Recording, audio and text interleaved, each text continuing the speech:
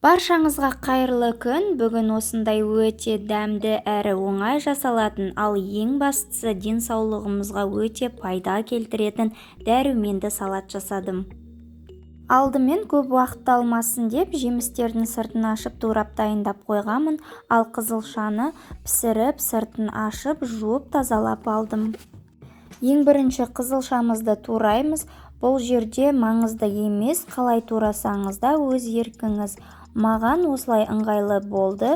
Кубиктап турап жатырмын. Қызылшаны бірінші турап, одан кейін алманы, одан кейін апельсинді кубиктап турап салатын боламын.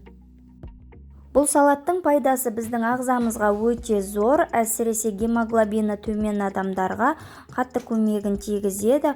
Бұны тек күнделікті жасап жесеңіздер, результатын көретін боласыздар.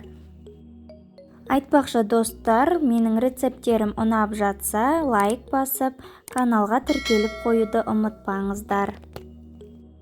Күн сайын жаңа рецепт салатын боламын, тамашалауды жіберіп алмаңыздар.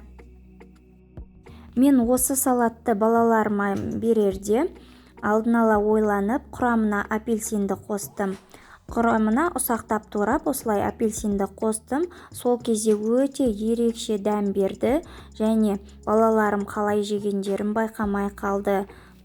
Сіздер де солай жасап көріңіздер, балаларыңызға және отбасыңызға ұнайтынына сенімдімін. Осылай апельсиннің жартысын ішіне ұсақтап турап, қалған бөлігін ірілік турап бетіне сеуіп қойсаңыздар да болады. Барлығын араластырып, осылай ұсынатын боламыз. Сіздер де жасап көріңіздер, ұнайтынына сенімдімін.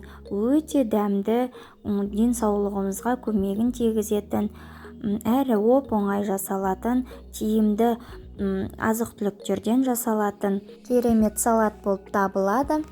Және де достар, бұйырса ертең Цезарь салатының өте дәмді ерекше рецебін ұсынатын боламын. Жіберіп алмаңыздар, қош сау болыңыздар. Сіздермен бірге болған Толқынның асханасы.